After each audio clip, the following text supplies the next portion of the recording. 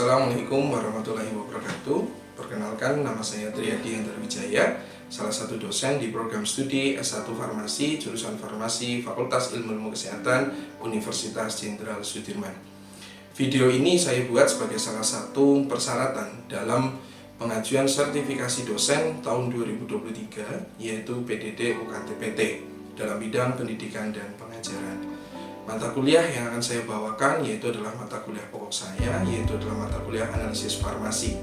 Mata kuliah ini merupakan mata kuliah lanjutan dari mata kuliah kimia analisis instrumen. Mata kuliah ini berada di semester 6 dengan bobot SKS 21, 2 SKS teori dan 1 SKS praktikum. Dalam pelaksanaan perkuliahan, saya menggunakan metode DIA, yaitu Delivery, Interaction, dan Assessment. Delivery ini saya menyampaikan RPS di awal perkuliahan dan interaksi dengan mahasiswa baik dalam diskusi dan juga pembahasan kasus serta video pembelajaran. Kemudian assessment adalah tidak hanya kemudian menilai mahasiswa dari ujian, yaitu tidak hanya dari UTS dan UAS, tetapi juga nilai dari proses serta dari diskusi. Berikut adalah video micro teaching yang saya buat.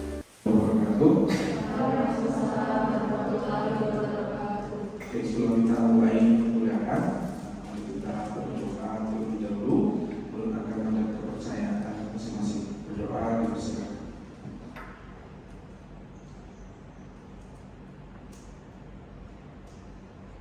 Oke, selesai. Oke, gimana kabarnya? Sehat?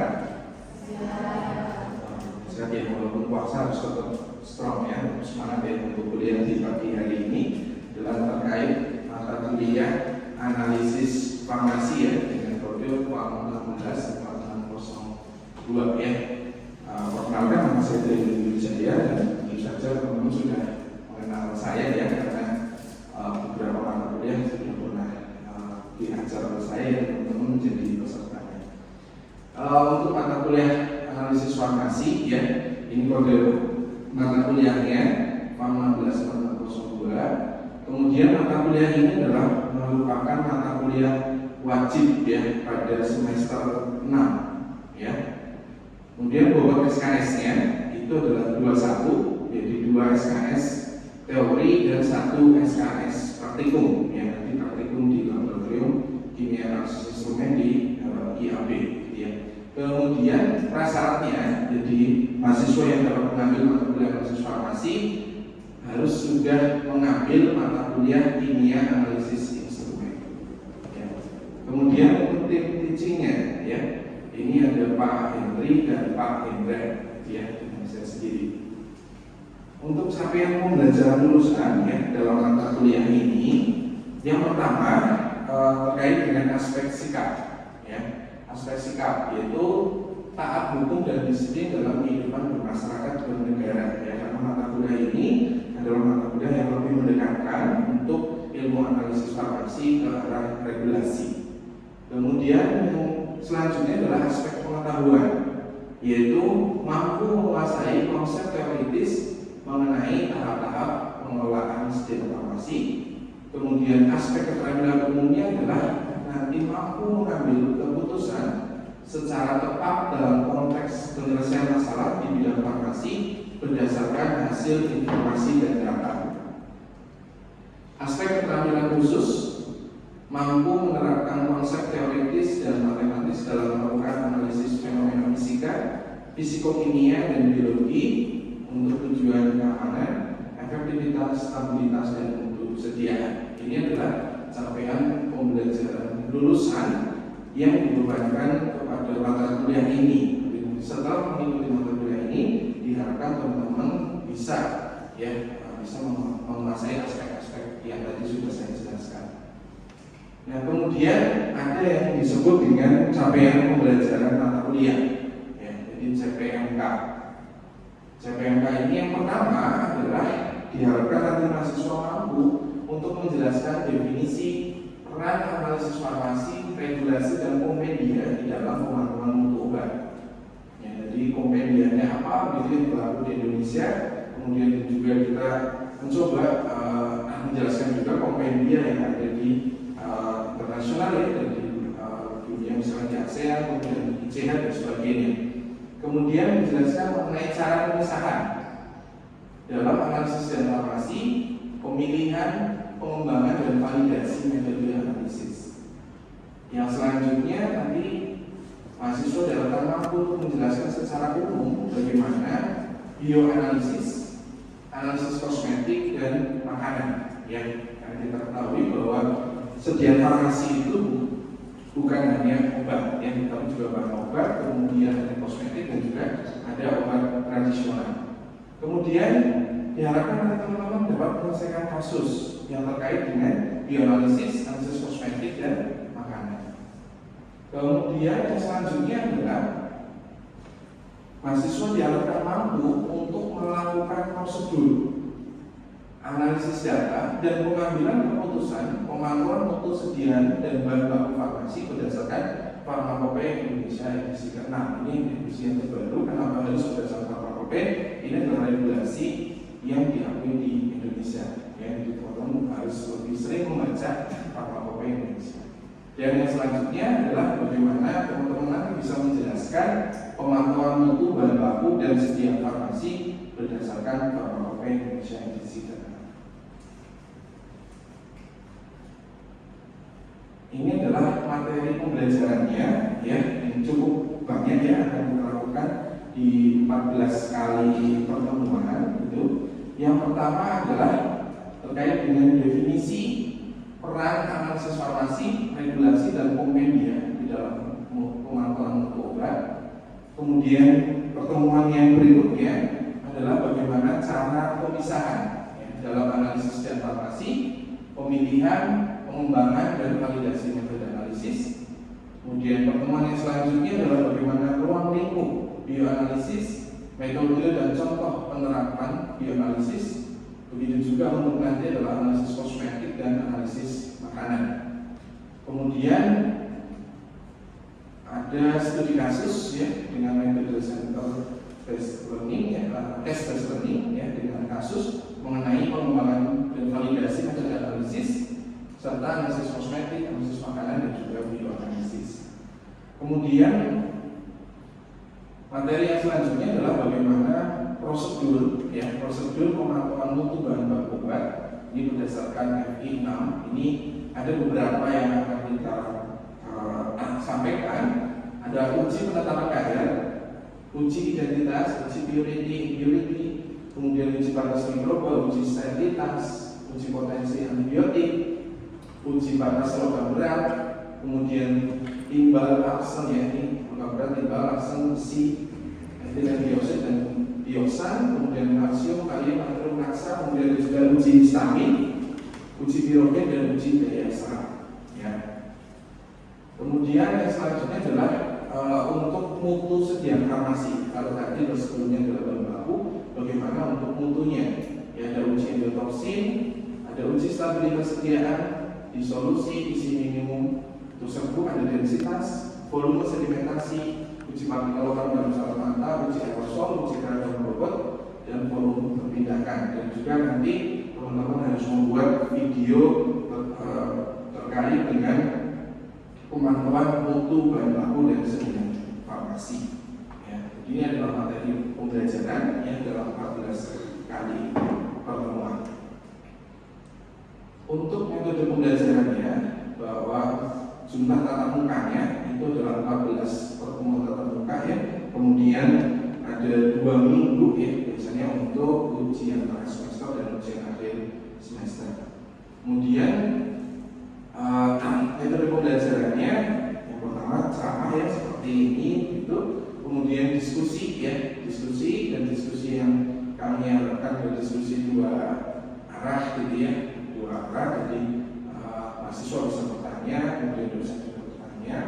Kemudian ini juga nanti akan kami gunakan ya, metode student learning, itu adalah CPL yang berbasis kasus dan PJBL ya. PJBL ini adalah berbasis project ya, teman-teman nanti harus membuat video pembelajaran ya. Kemudian ada praktikum ya, praktikum. Jadi praktikum analisis farmasi itu adalah praktikum yang tahap terakhir ya dalam rangkaian di di bidang kimia kimia analisis ya. Jadi praktikum yang terakhir nanti metodenya adalah jika yang dilakukan adalah metode klasikal, yaitu teman-teman praktikum seperti biasa berkelompok, dan juga ada juga metode OC ya, nanti untuk ujian. Jadi ujiannya mandiri untuk praktikum. Ya, teman-teman akan diberikan kasus gitu, kemudian nanti harus menjawab gitu ya, dan juga melakukan pemantauan atau melakukan penetapan kadar misalnya, itu harus sendiri ya praktikumnya. Jadi praktikumnya ada yang berkelompok, ada yang sendiri, tetapi jelas ujiannya sendiri ya, supaya nanti teman-teman lebih siap ya, lebih siap ketika mungkin masuk profesi, kemudian ujian persen dan sebagainya. Kemudian sistem yang akan kami gunakan di mata kuliah ini adalah kita menggunakan e-learning ya, menggunakan e-learning punya unsur begitu, itu adalah LDU.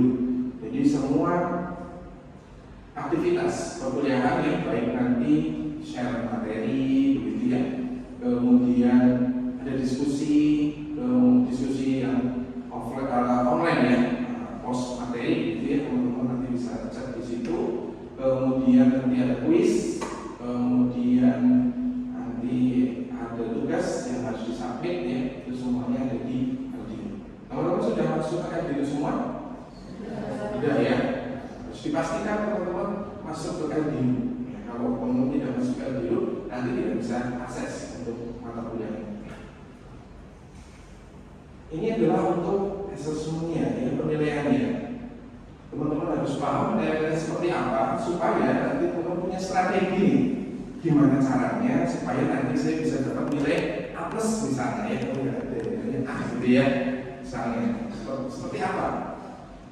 Jadi di aspek sikap ya, aspek sikap itu ada kehadiran. Jadi teman-teman hadir gitu ya, dinilai 5%, hadir saja dinilai 5%. Kemudian nilai keaktifan ya, nilai keaktifan teman-teman yang akan kami lihat juga pada saat teman-teman melakukan studi kasus CPL di kelas ya. Nah itu akan dilihat nih kalau yang teman-teman aktif ya. Kemudian nilai keaktifan juga dalam pembuatan PJBL dan pembuatan proyek. Ya, bagaimana kemudian menyampaikan usulan begitu ya, menyampaikan terkait dengan pembuatan video seperti apa, itu semua kami nilai. Kemudian juga ada nilai peer review yang biasanya kami setting di LDU. Teman-teman tinggal memilih saja di LDU, tinggal klik gitu ya. Dan semua tadi nilai keaktifan baik dalam CPL dan nilai peer review itu disebut dengan nilai partisipasi, persentasenya 10%. Ya, lumayan 10% ya. Kemudian untuk aspek keterampilan umum gitu ya, keterampilan umum nanti bisa kami lihat dari nilai diskusinya. Diskusinya apakah berjalan tidak dalam satu kelompok. Ya, jadi kalau hanya teman satu saja dia bersuara itu kan tidak diskusi. Ya. Jadi kita lihat dari dua tugas, yaitu adalah pada saat teman-teman melaksanakan CPL maupun PJBL ya. Nilainya cukup besar, yang persentasenya adalah 20%. Ya, cukup besar.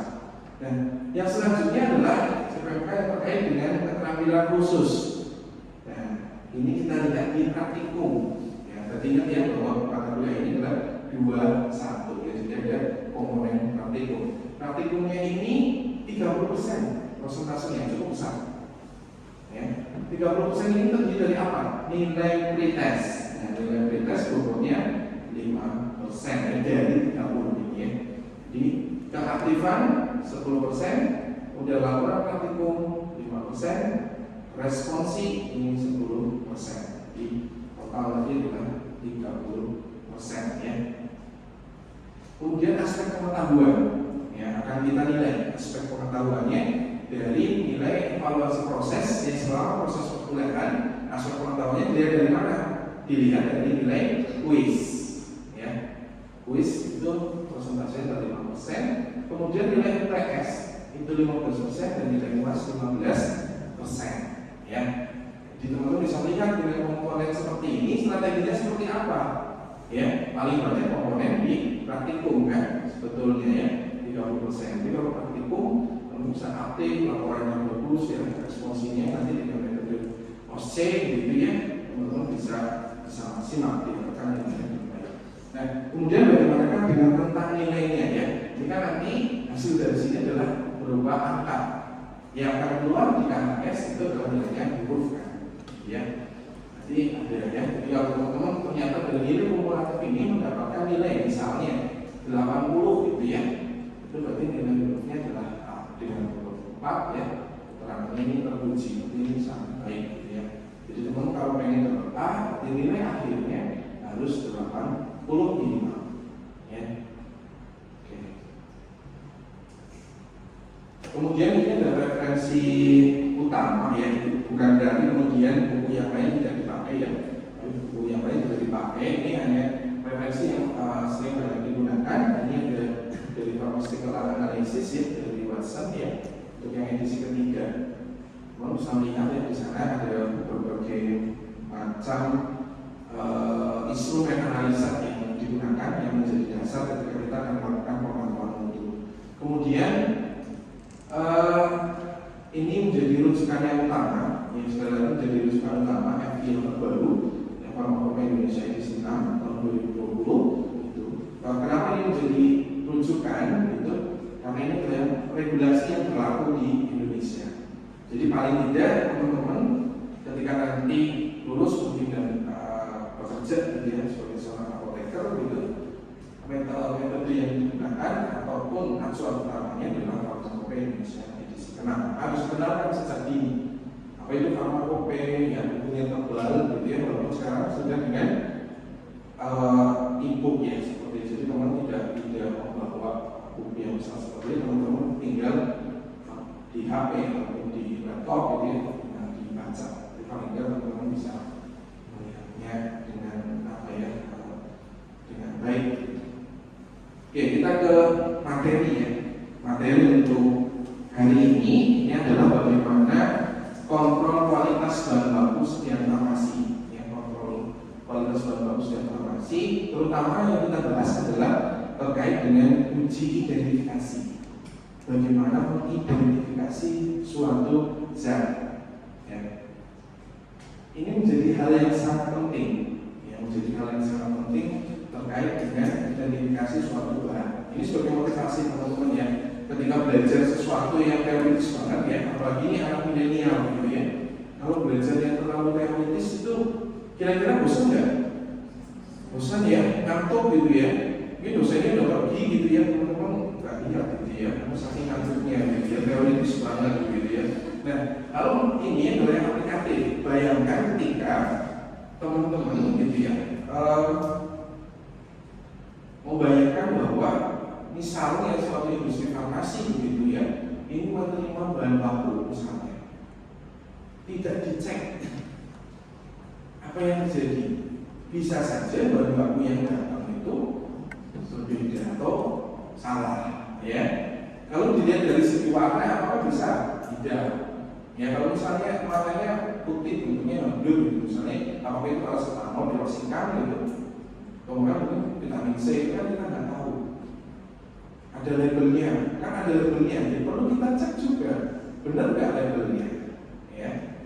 Jadi memang ini sangat bermanfaat ilmu ini ya. Nah, ini bisa diaplikasikan oleh teman-teman ketika bekerja untuk mengidentifikasi suatu bahan baku. Kita lihat bagaimana caranya ya, mulai dari metode yang tradisional sampai dengan nanti metode yang cukup advance untuk saat ini gitu ya.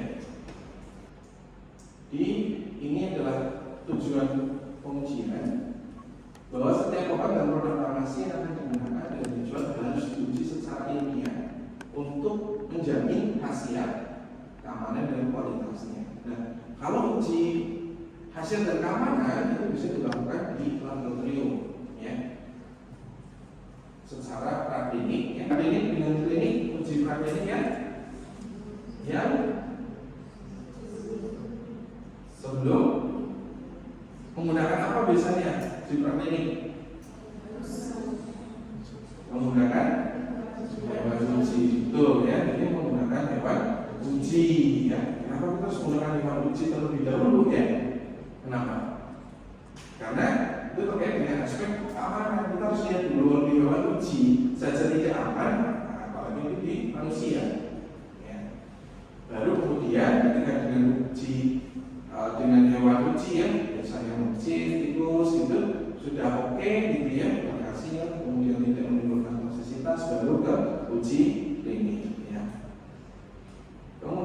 Kalau uji kualitas ini memang biasa dilakukan dalam bentuk pengujian, ya, baik di industri, berarti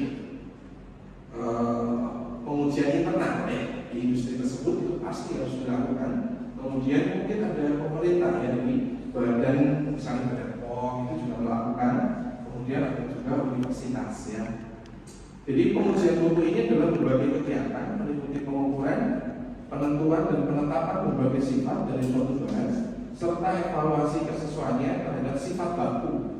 Yang di sini ada yang di bold ini ya.